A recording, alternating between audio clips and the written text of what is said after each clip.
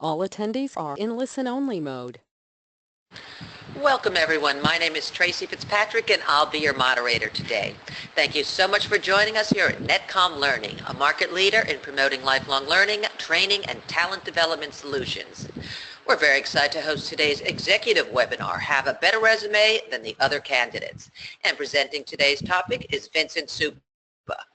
Vincent is a global HR polymath and self-described member of Generation Flux. Using his operational experience across multiple industries spanning 3 continents, he now consults, teaches at New York University, and is an active member of HR Avant-Garde. As long as HR continues to be the gatekeepers to the jobs people want, Vincent will continue to give those around him, including those attending today's webinar, the prerequisite mindset to navigate their professional world to their advantage. Now, please bear in mind that this is an overview of a very robust topic. We offer a collection of technical and business courses that can be tailored towards your specific requirements. If you are interested in a further discussion, you can make an appointment with our learning consultants through our website at netcomlearning.com. Today's session is also being recorded, so you will get free access to the recording in the next 24 hours via email. NetCom Learning is an award-winning global leader in managed learning services, training, and talent development. We offer over 2,000 IT, business, and soft skills courses available to organizations around the world, encompassing all your technology and business training needs. NetCom Learning is the most trusted name in both business and IT training and offers top-notch instructors and vendor-approved coursework offering certifications. So, why should you attend the webinar today? In this updated webinar, you will learn resume techniques based upon information theory. Your resume is a self-promotional marketing tool that is underutilized when candidates treat it as a summary of experiences instead of a promotional marketing tool, accurately reflecting how the financial value you add to the firm exceeds the financial value of your remuneration. Now I'll just give you a quick overview of the logistics before we get started. To start with, you do have the option to adjust the window size to your liking. Simply hit the escape key and find the zoom button on the top left corner of your GoToWebinar. Everyone has been muted except for our presenters. Please feel free to submit any questions you have for the presenters here in the questions pane, and we will address them at the end of the session. A PDF copy of today's slides are also in the handouts section of your GoToWebinar viewer. And now I'm going to be passing this over to Vincent Supa, who will be presenting today's topic. Vincent, go ahead. You are live. Hello, everyone, and welcome to today's talk, Have a Better Resume Than the Other Candidate. For all the money we spend on university degrees, the resume, and of course its LinkedIn counterpart, remains the most important vehicle to account how potential employers and recruiters perceive you. You will learn resume techniques based on information theory and interdisciplinary epistemology. In this talk, we will represent your resume and each individual bullet as boundary objects using pedagogy within one discipline within the context of another. Now, your resume is a self-promotional marketing tool that is underutilized when candidates treat it as a summary of their experience instead of documentation of how they really added financial value to the firm. In fact, many resumes I see is simply a reiteration of their job description. This is a mistake. So our agenda today is how to align resume formats against how recruiters scan resume. This is based on cognitive neurobiology. Second, learn techniques to improve the clarity of each resume bullet. Third, link resume bullets to organizational metrics and financial outcomes. Fourth, use information theory to increase the gravitas of the words you choose. And if we have time, we'll have a Q&A with the speaker. Now again, today's agenda, let's first talk about how to align the resume format with how recruiters scan resume and also techniques to improve the clarity of each bullet. Now, today's talk is going to cover 3 areas of how to view a resume. Now, I'm going to give you a lot of information on information theory. Now, information theory is important because the resume is the epitome of information transfer. Now, while I'll be going into detail information theory, when I do resumes for my clients, of course, I spare them all the details of this topic. But the point of today's talk is to give you the tools, so instead of spending money on having a professional resume writer do your resume, you can do it yourself. And you will be the judge if the information we give you today even exceeds those that are available in the marketplace. So we will view your resume the same way a real estate broker looks at a neighborhood, and then we will look at each resume bullet, learning lessons from how Hollywood views the way it markets its own movies against their movie posters. Now, information theory is a mathematical study of the coding of information. Information simply is the reduction of cognitive uncertainty, and that's what we want your resume to be, a reduction of cognitive uncertainty. Did I hire the wrong candidate? Now, people experience uncertainty in all interpersonal exchanges. Uncertainty is an adverse condition, and it does generate cognitive stress. Now, think of these points within the context of your interview. Recruiters and candidates both meet to reduce uncertainty and to increase predictability. The predictability that this candidate cannot do the job, therefore they shall not pass, or to increase the predictability that this candidate can do the job and they will move to the next level. Now, interpersonal communication is a developmental process that occurs in stages. Think of the resume as the tool used in one of the earlier stages of this process. So we are talking about proactive uncertainty reduction, making predictions of the most likely alternative actions that the other person might take. So look at the resume as strategic communication, which is planning prior to the interaction. The resume is how the interviewer is going to perceive you even before they meet. Now look at the sentence, the sky was very clear and very blue. Look at the second sentence, the sky was azure. Look at how much we were able to reduce visual clutter by 50% simply by using a more accurate word.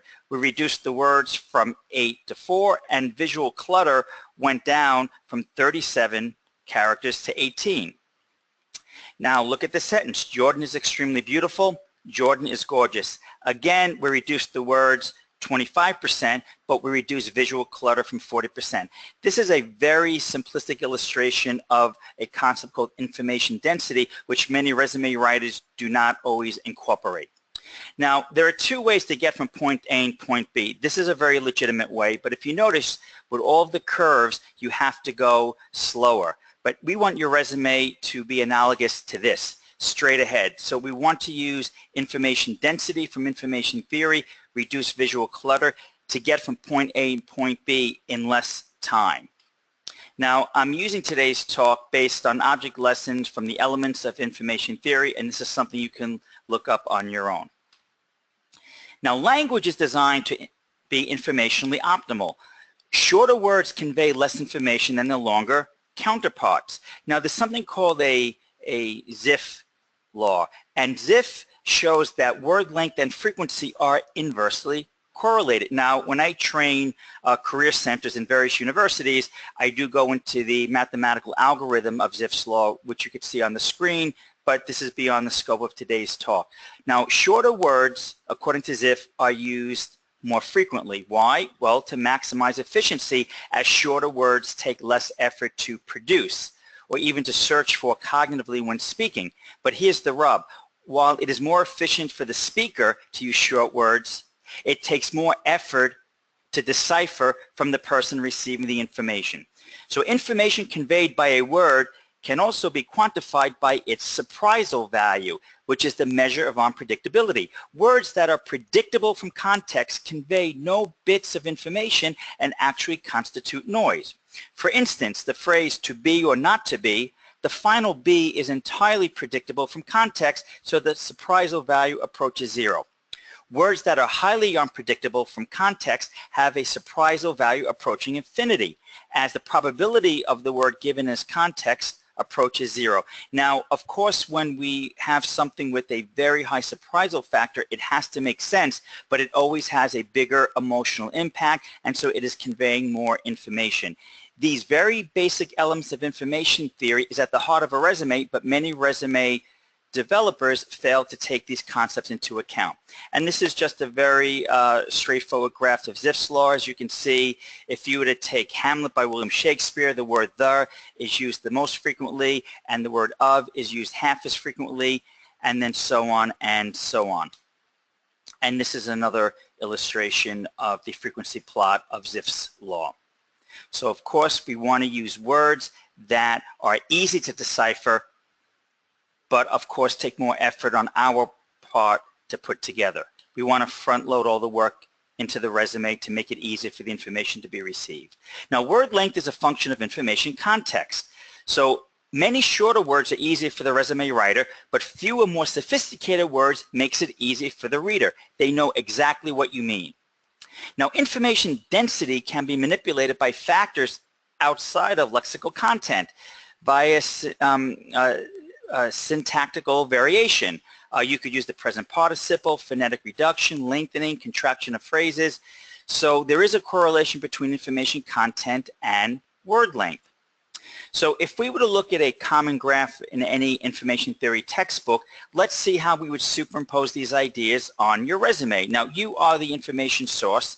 Now, the noise, right, which really increases uncertainty, that would be your competition, other people interviewing for the same job, and even the recruiter's distractions. No one cares as much about us as ourselves. So when recruiters are reading our resume, they're not always doing it with the same care as we would expect them to, or how we would look at our own resume. The receiver, the information, is the hiring manager, and the hiring decision is the destination. So I basically took a very basic illustration from information theory, and the tools I'm about to present to you superimpose resume concepts on top of information theory concepts. Now, why information density gets you more of where you want to be? Well, if you look at the phrase, the quick brown fox over the lazy dog, if you look at any of the cognitive neurobiology studies of the last decade, it will show that after a certain portion of the sentence, the reader goes from reading mode to scanning mode, especially if the surprisal value of the word approaches 0. They're not even reading perhaps the last third of the sentence. They go into scanning mode. So information density pushes more of the information at the beginning of the sentence, or optimally makes the sentence so short but yet increases the amount of information that you need to convey that the reader of your resume never gets the scanning mode. Now, of course, they're not doing this consciously. We're talking about subconscious processes that have been proven by neuroscience. So information density is the compactness of an interface in terms of the amount of information. And density metrics is calculated as the quantity of information divided by how much space you needed to convey that information. The smaller the word, the harder it is to define. Now, most people assume that long words or rare words are the hardest to define because they're often the hardest to spell and even remember, but it is the opposite. The truth is, the longer words are usually a snap to understand. Schadenfreude may be difficult to spell, but it's essential to define because all of the uses of it are very, very clear. So Zipf's law says smaller words are more commonly used but difficult to define. So let's look at an extreme example. Words like but, as, for, go, do, take have plenty of uses that are syntactically similar but not identical. Let's do dinner, let's do laundry are identical in syntax but feature different semantic meanings of the word do. So if you look at the graph at the bottom of the slide with information density, we increase information density as we go to rarer and more complex words, and as an added bonus, they also increase the surprisal value, which means that the reader is more engaged. Now again, all of these processes is going on subconsciously as the reader of the resume may not be cognitively aware of all of the processes in terms of his or her own neurobiology when they're reading a resume. So that's what information density is, and that's how we begin to develop tools for your resume based on those theories. Now, what do we use paradigms? We want to look at an issue from an entirely new perspective. So nimble people see parallel and connections, but other people just see differences. So I'm going to explain why am I looking at your resume the same way a real estate broker looks at a neighborhood, and why am I looking at your bullets the same way Hollywood markets their movie. Well, because this is where all great ideas come from drawing parallels outside of another discipline. So the Wright brothers did not view a flying machine as analogous to a bird the same way everyone else did. The Wright brothers basically were bicycle repair people. And is an airplane analogous to a bird or a bicycle? Well, they said it was a bicycle. Why? Well, both a bicycle and an airplane are unstable vehicles requiring nuanced balance and three-dimensional control. And so simply by looking at a new analogy, they solved flight better than anyone who made flight analogous to a bird.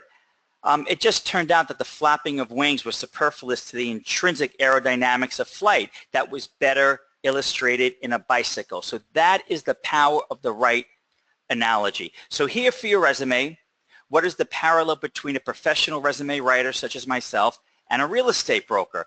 Well, a recruiter spends on average 6 seconds per resume before segmenting it into the trash bin, okay? An average of 6 seconds.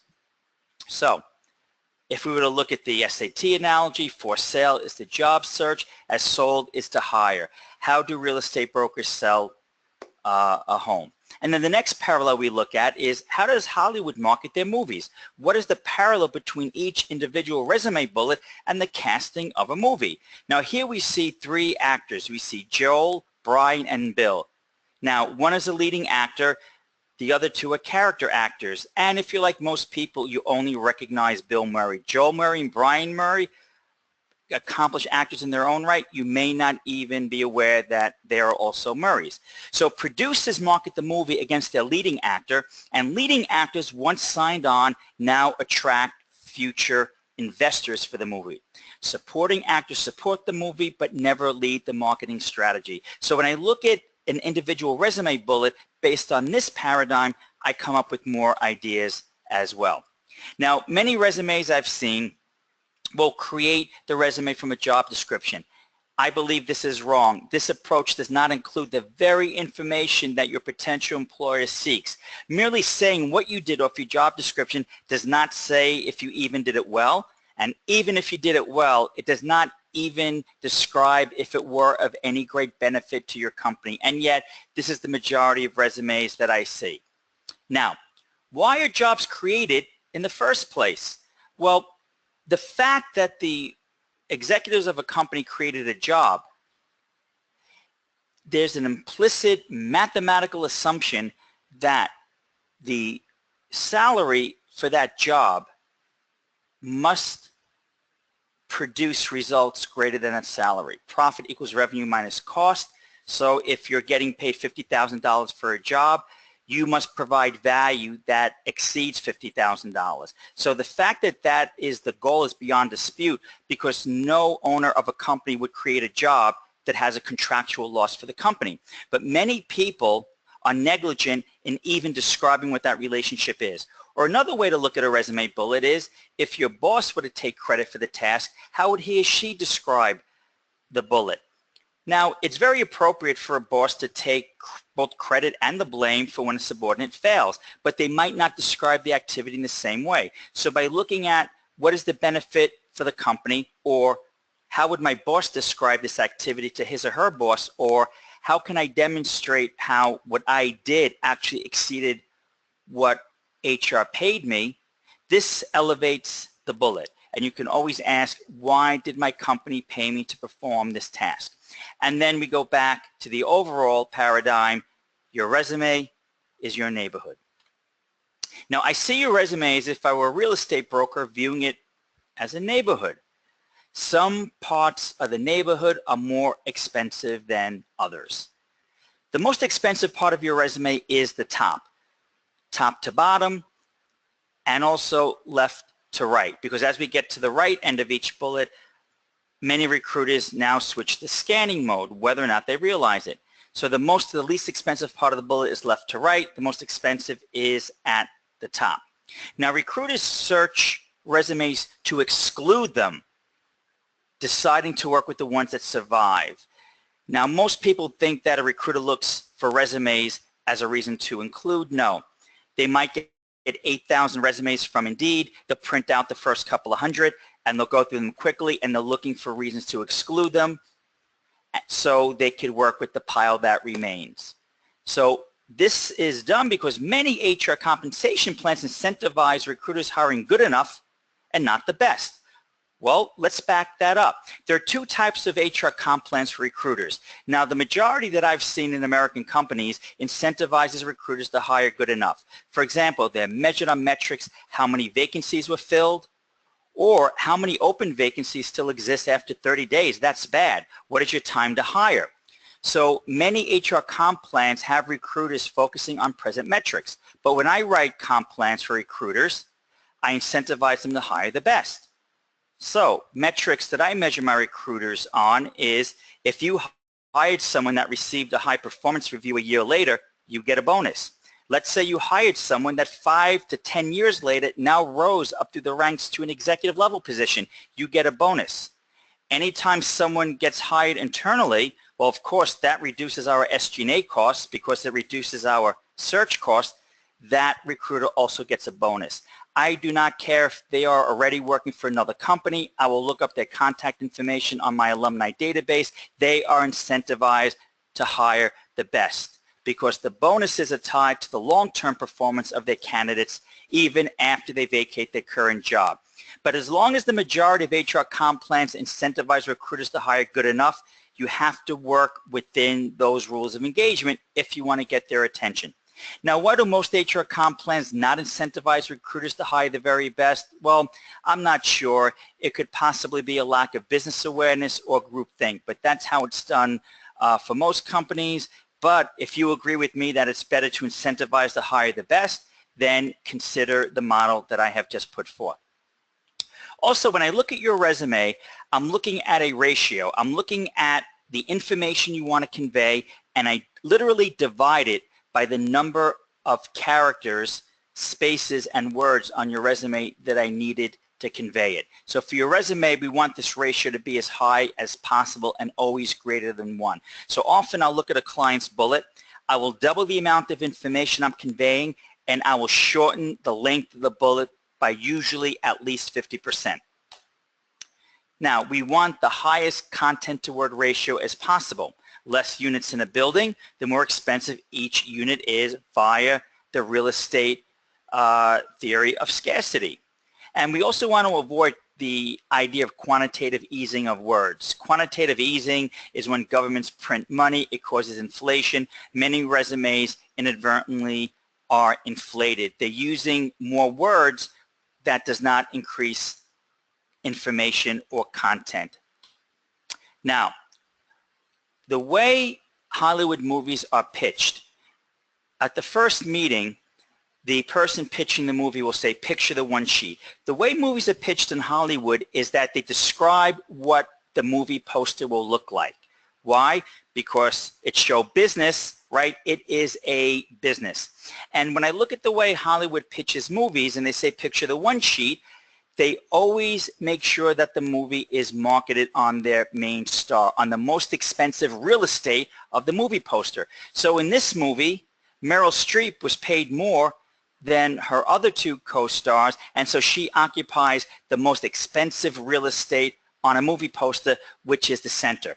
For your resume, the most expensive real estate is not the center, but in the top. In this movie, Bill Murray occupies the most expensive real estate of the movie poster, and his co-star, which was paid less, which did not drive further investment in the movie, occupies a part of the movie poster that's considered less expensive real estate. So again, your resume, we have to put the most important, informationally dense content at its most expensive real estate, which is the top, and for each bullet, the left side of the bullet. And all bullets are better prepared when they are no more than one line. Now, I also look at the way stories are crafted by movie writers.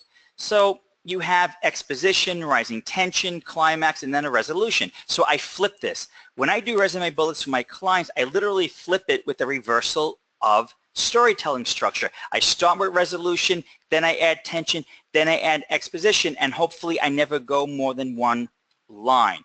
So resolution, tension, exposition, that means that the bullet starts off with your Bill Murray, the leading star of your bullet. What is the result? Why did your company pay you to do this? Then tension is analogous to what was the issue, right? That might be your Joe Murray, an important supporting part of the bullet. And the exposition might be a little bit of detail for context if there's room. So again, you have to start with the star of the bullet, your leading actor, and that would be, what was the result of what I did? Why did it matter? And I just look at the STAR method that many recruiters train the candidates on: situation, task, action, result. I love the STAR method as long as you allow me to flip it on you and reverse the order for your resume bullets. So your resume bullet will start in the exact opposite of the STAR method. What was the result that your action produced? And then what was the action? And then where did you do the action? Now we'll give some illustrations, but I want you to consider flipping the way the STAR method is used to coach candidates and reverse it for your bullets. So let's use an example. One resume bullet might say, consolidated 9 disparate databases across multiple legacy systems. It's a legitimate resume bullet. I just don't like it. This bullet does not even say if I did it well, and even if I performed the task well, I'm not even articulating what the benefit was to the firm. So I'm going to take this bullet and flush it through the new methodology that I taught you, and I'm going to change consolidated 9 databases across multiple legacy systems, which is missing Bill Murray, and I'm going to change it to increase time to market to executive decision making by consolidating 9 disparate databases into a single instant, on time, on budget. So I've included my Bill Murray, meaning why did the company want me to do it? What was the benefit to the company? Well, to speed up the decision making of its executives. Then I said, how did I do it? By consolidating the databases, and then I added a little context. The level of performance is included in my new and improved bullet, and the benefit to the firm is also included. So let's look at this bullet. Manage and direct the day-to-day functionality of inbound customer service department for e-commerce multiple website business. This is a real bullet off of a real resume. Now the recruiter does not even know if you did the task well, and even if you did the task well, your recruiter does not even know if it mattered all that much. So I'm telling you that all bullets should have your Bill Murray, the result, followed by the benefit, followed by context. This bullet is missing the result and missing the benefit and only provides context. So let's change that to this bullet. Increase first inbound call resolution by 35% and increase quality assurance levels while reducing average call time through improved candidate screening and newly developed orientation training. I got the result, I got the benefit, I got the context, and I even have it in the proper order. So I'm grabbing the reader when he or she is reading the bullet, and if the recruiter turns to a scanning mode, which inevitably happens towards the end of the bullet, well, I'm providing the least important information towards the end of the bullet. So we start off with the quantifiable result and how it benefited the firm, and then we even added a bit of context. The bullet brags that you did it well, and it brags how it benefited the firm. Here's another bullet. Work with brass ring and compliance coordinators to credential and update candidate records using a certain compliance method. Well, this bullet, it's leading with too much specificity, so it's another chance for the recruiter to exclude you. If the recruiter is not working, or if the recruiter's client is not working with that specific software, well, you're excluded. Every boss emotionally identifies with financial results and company benefits. So even if the context differed, as long as you're leading with the result and the benefit, you've now created an empathy curve between you and the hiring manager.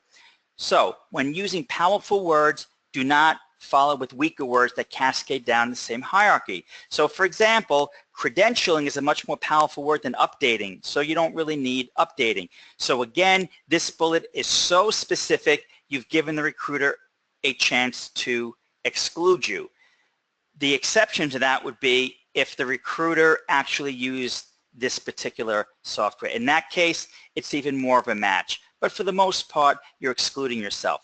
Now remember, when the recruiter is reading your resume, his or her conscious mind is like a post-it note, but his or her subconscious mind, that's the supercomputer. And we really want to travel as low as possible in the brainstem of the recruiter to make sure that they see how we might be a great fit for the job they're trying to source.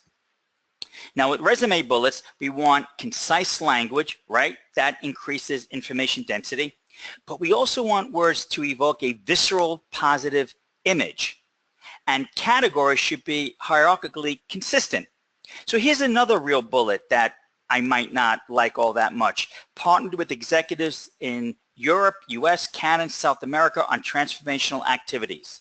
Well, when I worked with this client, I said, look, it's too vague. What do you mean by partner? What was the interaction? And transformational, okay, it sounds great, but you're not really mentioning if it were a benefit beyond the buzzword of transformational.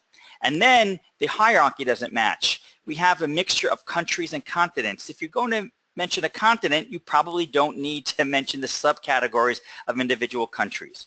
Now you could be concise with more words and two-worded with less words. So it's not just about using less words, it's about using less words while saying more. And this bullet had no strong visceral imagery. So there is a tension between vague and specificity. If you're too vague, employers don't see a link. If you're too specific, you've given the recruiter another excuse to scan that resume in 6 seconds and to exclude you.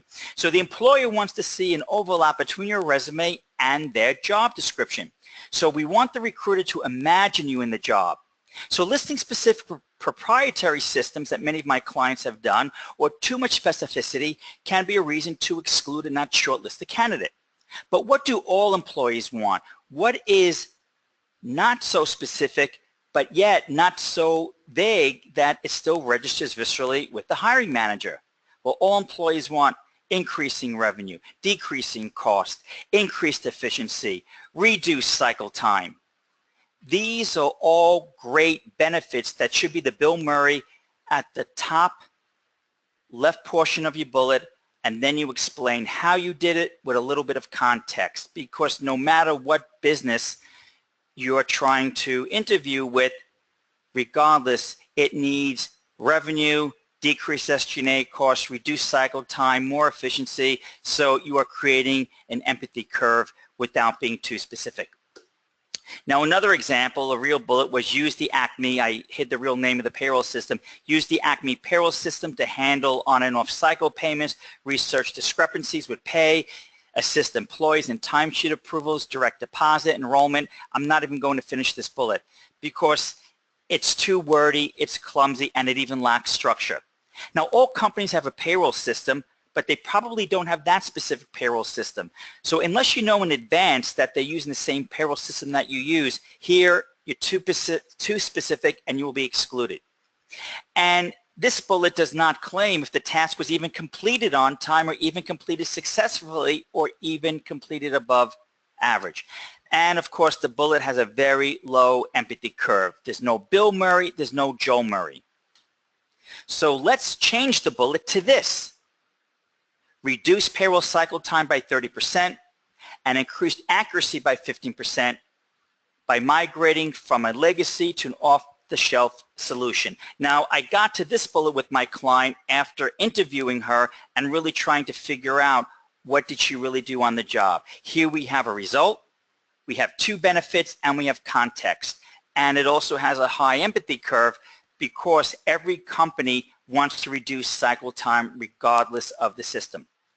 A bullet is a talking point for an interview and not inclusive of every detail. It is not a deep dive. So I even left out some context that was in the original bullet because we just want to introduce the bullet as a talking point so we're asked a question about it. Now, every company needs to increase payroll efficiency, so again, we have the empathy curve. And the remainder of the bullet adversely does create word inflation. So if we're too specific, we distort the clear narrative line. So that's why I even left out some facts that were in the original bullet. And if you feel that it's information that is important, then it's better to create a second bullet where that bullet will have its own Bill and Joel Murray.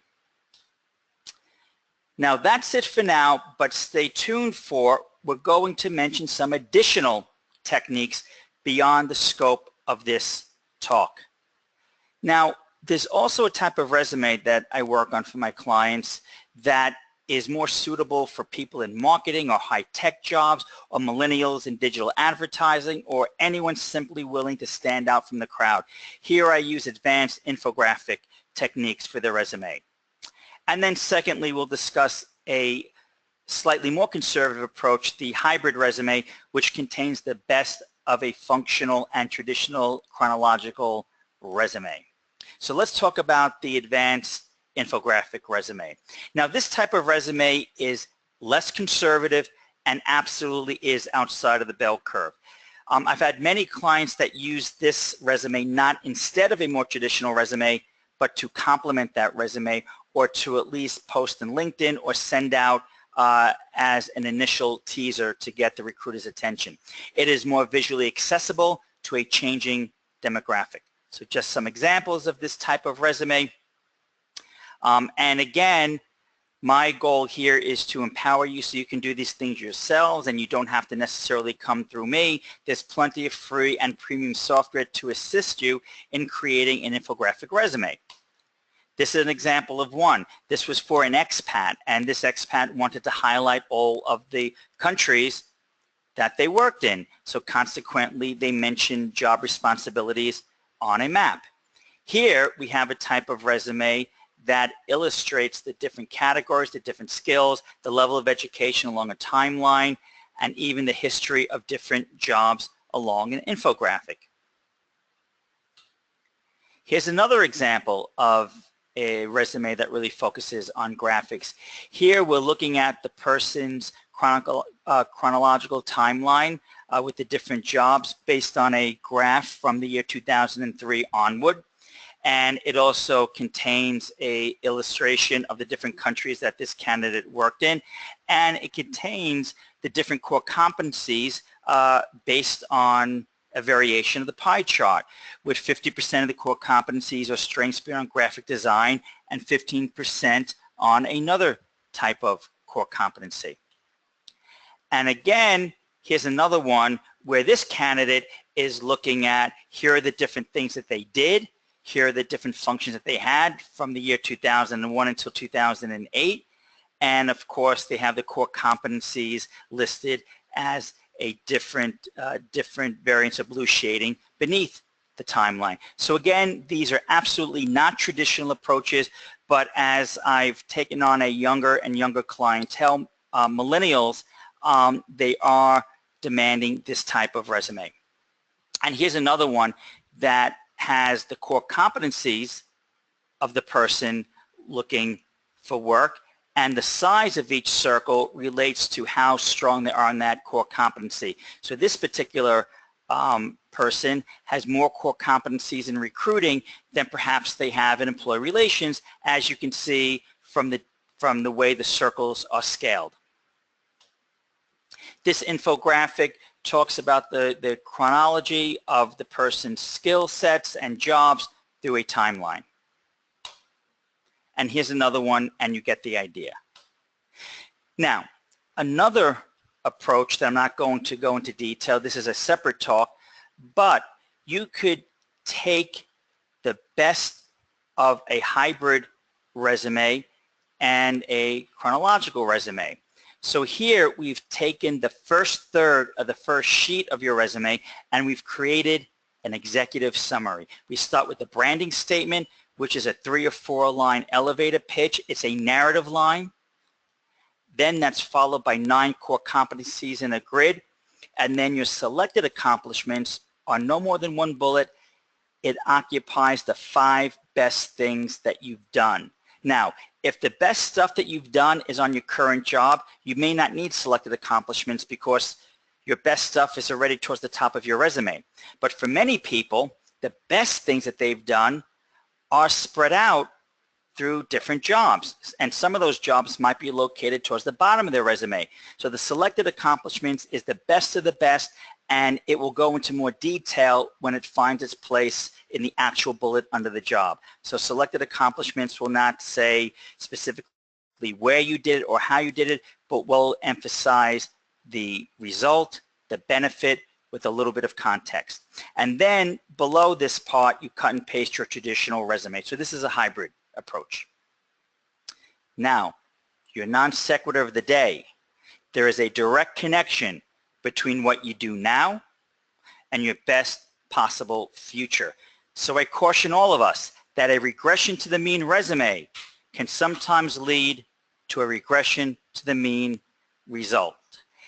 If you'd like to learn more, reach out to me at hravg.com or reach out to me through LinkedIn. Thank you.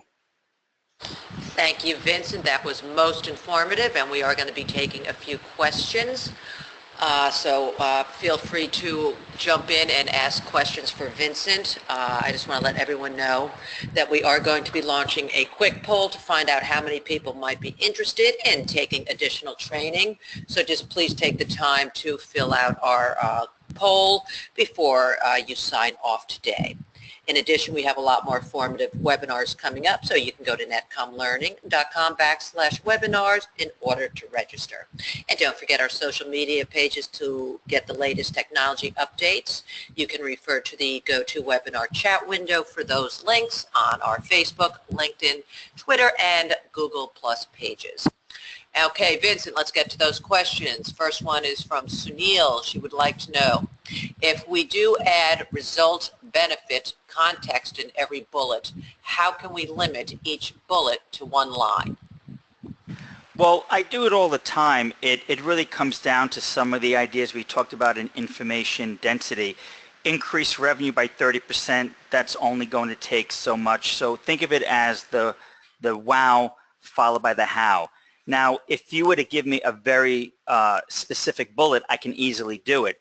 But in terms of saying how to do it without a specific example, that might be difficult. But all of the resume bullets that I put together for my clients never exceed one line, with the exception, if I have to go more than one line, that is the last bullet under the job. That way there's a nice symmetry. So the way to do that is really by increasing information density. That's it, and it's easily done. And if you follow the techniques I described with some trial and error, I'm sure you'll be able to come to it. Just reiterative editing process. You should be able to get there as I have. Great. Next question is from Matthew. He wants to know, is it important to have previous job dates accurate down to the month or the day? It is very important to be truthful.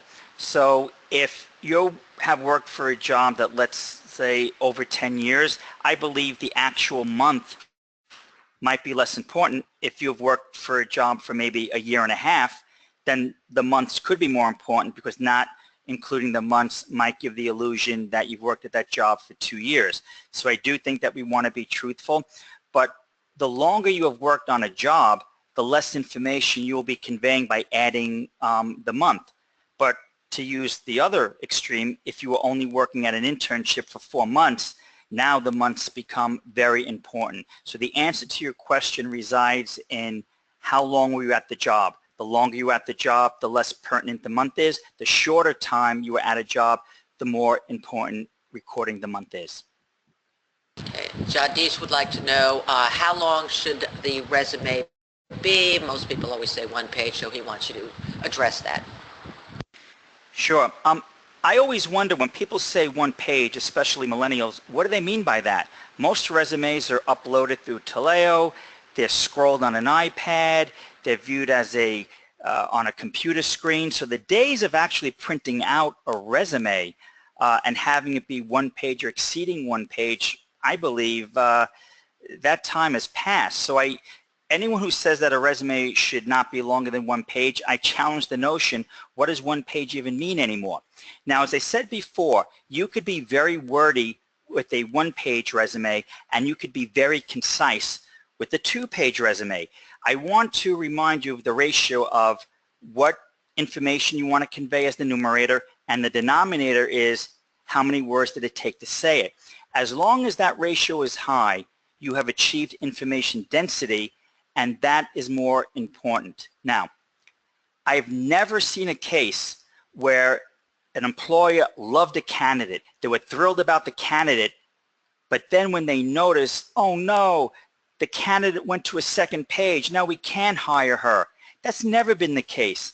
If you don't grab their attention on the 1st page, they are not going to look at the 2nd page. But think about it. Would you ever see a candidate that you instantly fell in love with only to tell your boss that you had to reject the candidate because they went over a 2nd page? Of course not. So I'd like you to focus not on how many pages, but on information density. Okay, Sherry has 2 parts. How do you speak to a restructuring that resulted in a drop in rank? Do you say you lost your direct report, or do you not do that? And she also adds that no one has ever accused people of using this approach or using words that are too fancy for the reader. Okay, let me focus on the top part of the question. I believe in telling the truth. Only a confident person would tell the truth.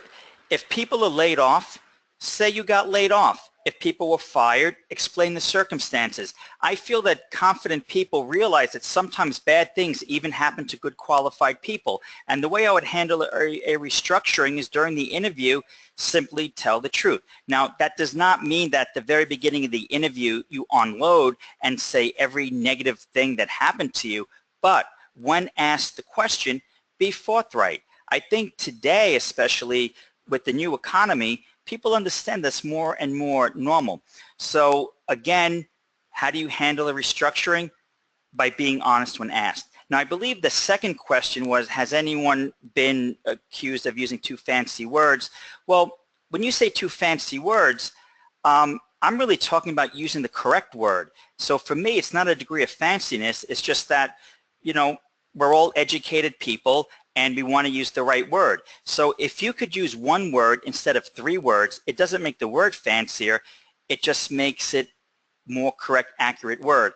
And no one should ever be embarrassed of their intelligence or feel ashamed and feel that they need to dumb it down. So do not use fancy words for the sake of using fancy words, but if you could use 1 word instead of 3, that's simply you respecting the reader's time, and it's you being more accurate. Okay, Nick would like to know, how do you hide your age on your resume if possible? And then he adds, they can always find your age on the internet though. I'm in my late 50s. Well, you're right that they could always find your age on the internet, but one way not to emphasize your age is that people no longer have to put the date that they graduated from college and high school. Some of the courts have ruled that that could lead to de facto, not de jure, but de facto age discrimination. So you have resumes because of that ruling that simply do not include the year that you graduated, because that could infer an age, and age is not a bona fide occupational requirement, and so people do not have to convey information that is not a bona fide occupational requirement, either directly or indirectly. So one technique people do is to simply leave out the date that they graduated from some life event that would indicate their age, such as an undergraduate degree. But I also want to invite you to consider leaning into it. I mean, age comes with experience and different values that you could add. Often I've had people hire other people specifically because of their age. The slang term within recruitment circles is called adult supervision, which means that you have a genius CEO, and I mean that quite literally, not facetiously. You have a genius CEO, 28 years old, is going to change the world, but he or she simply does not understand enough about cash flow, so when they get an eviction notice, right, it puts the investor's money in jeopardy. So there is a trend where recruiters are specifically looking to hire people with more years of experience, specifically to mine the business portion of a startup company. So instead of even psychologically wanting to hide your age, and I do understand the inclination to do that, but I'm just inviting you to consider, just own it, because I think what comes through is confidence.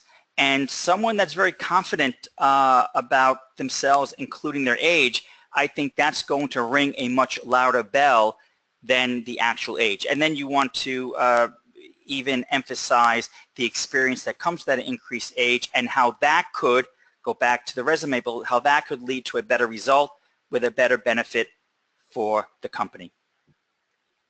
Eric would like to know, should I include all my experience or just stick to, say, the last 10 years? Well, I do want to say that the answer is always going to be subjective because there is not a binary answer to that. So I always encourage my clients to go with their inner gut, even if that contradicts something that they believe that I told them, because your instincts are much more powerful than anything that I could tell you. But I've heard people carry as much as 20 years and seldom beyond 20 years. If you only want to do 10 years, if you're an older person, maybe you want to do more than 10 years, but it doesn't mean that you have to include every detail. So for example, if you're going to include 20 years, it might be the last 10 years with specific bullets of experience, and then for the 10 years before that, perhaps you just list the company, your title, and the years of employment without resume bullets. So that might be a compromise. So in conclusion, I've seen many people make the cutoff at 20 years, sometimes 15, but generally I don't see 10 years as a cutoff, but think of a hybrid approach where you simply do not provide all of the specific bullet details for the jobs that you occupied at the very beginning of your career. Okay. Amar would like to know if you could elaborate on achievements. He is a civil engineer and a PMP, but most of the work he has done has been as a team member and merely following the scope of the work and executed the designs. Well, the challenge of answering questions like this is that normally if you were a client, I would drill down and ask you more questions to really give you a definitive answer. But I'm always up for a challenge. Even though you're part of a team, that means you are still part of an achievement, a result, and a benefit. It doesn't mean that you didn't have a role in that. You absolutely did have a role in that. Your resume will not say led the team. Your resume bullet will say that you were on the team. And then within the team, you don't have two people that have identical function. You don't have two people that have redundant functions. Even two people within the same team, each one had a different responsibility. So that individual responsibility is your own individual bullet on how you add it to the team. And then as I mentioned at the top of my answer, you could also talk about the result and benefit as part of the team. So in conclusion, list the achievement as the team, saying that you were a team member. And then within that team, what was your unique competitive advantage? Why were you on that team? And what did you do solely on that team that was your responsibility? And that becomes your own individual bullet.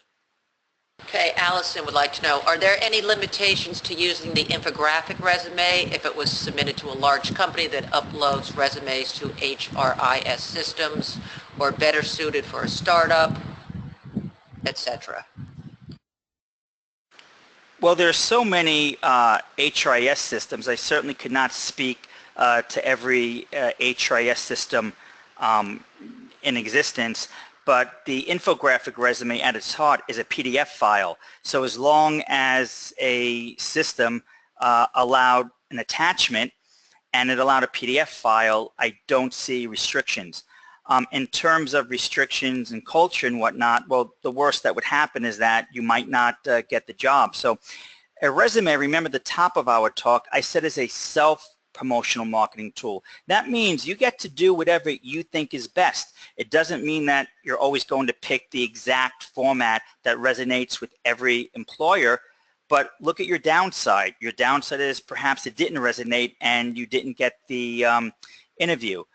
But going back to the top of my answer in terms of a technology limitation. As long as the system accepts an attachment with a PDF file, you should be fine. If it's asking you to re-enter the information individually in buckets, well, then of course the infographic resume would be limited. Okay, I have been looking for a job for a year and I've only had 2 interviews. Could it be my resume? Well, first of all, I want to tell you, do not be discouraged. It only takes 1.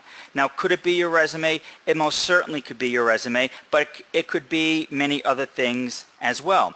Now, I always tell my clients that by the time you have to look for a job, you lose some of your leverage. The best time to look for a job is when you have a job, because then you're not looking for a job, you're looking for professional relationships which can be leveraged for a job. So even though you're currently looking for a job now, you might want to consider the approach, instead of looking for a job, look for interesting, meaningful professional relationships. Networking is about what can I do for you. So just by asking to meet with people, and you could even say, I just want to pick your brains about the industry. And then at the end of that information interview, you say, could you recommend another person I could speak to, right? And now you get the domino effect.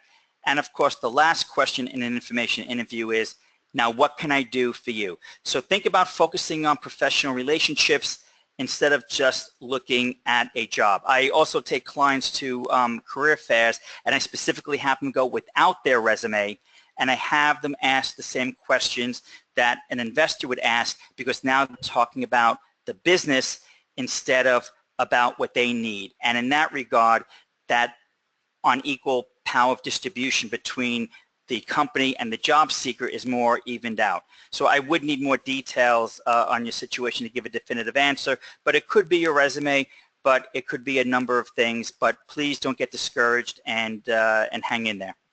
Okay, next question is from Sam, who says he has been unemployed for several months now, but in that time he has been completing projects to showcase that he has learned new technical skills. He's heard that your resume should be chronological, but my work experience is more significant than the projects. Which would you recommend I put first, the projects or the work experience? Well, if you've done these projects while you were out of work, chronologically, I believe that would be the most recent, so I think that would go on top right away. I would include that as a job, and you could call your job title contractor, add these projects, and really what you did was a great idea. So I would make that a job. Call it contractor with the date that you lost your previous job to the present. And yeah, it is a job. Just because you worked for yourself doesn't make it any less of a job. So put it on top, and your title is contractor. Okay, Giselle would like to know, should we include a brief description of the employer history? Of the employer history, without having more detail about your question, usually resumes are about the history of the candidate, not about the company. Recruiters should have a general knowledge of the industry and companies in general, and with the commoditization of knowledge, it just requires a search on the internet if they want more information. But as a personal opinion, without having more detail, I would not waste valuable real estate promoting the company. I would use it in promoting myself. Should every bullet have the result benefit content, or perhaps just the first bullet out of, say, 3 of them? I firmly believe the more bullets that say how you added value to the firm, the more you've conveyed that you've added value to the firm. When you see a bullet that doesn't describe how you added to the firm, the recruiter's not thinking that you added tremendous value, but you simply held back out of humility. The assumption is that either you did not, or you may have, but you're not aware. So I believe that every bullet should be as strong as every other bullet. Okay, I got time for one last question. In another talk, you talked about creating a digital resume. Can you explain what this is? Sure. A digital resume is a new concept that I've been working on with my recent clients. Many clients have a lot of work where they've done web designs for other projects, other companies. They've written articles. So a digital resume is embedded with hyperlinks. So from a digital resume, when the recruiter wants to see samples of work, they simply click on the link. When I've developed digital resumes for my clients, I've also helped them create their own website okay, where they were able to upload work samples, and that way that resume becomes all-inclusive of a person's portfolio, which is represented as digital links embedded in the digital resume. And if anyone would like to learn more, you can always reach out to me via LinkedIn. Thank you. Thank you, Vincent, and thank you all for joining us today. If you do come up with any additional questions, feel free to send them to webinar@netcomlearning.com at any time. We hope that you found today's webinar informative, and we look forward to seeing you back here with us soon. Feel free to tell your friends and colleagues about our webinars and other courses. Have a great day, everyone.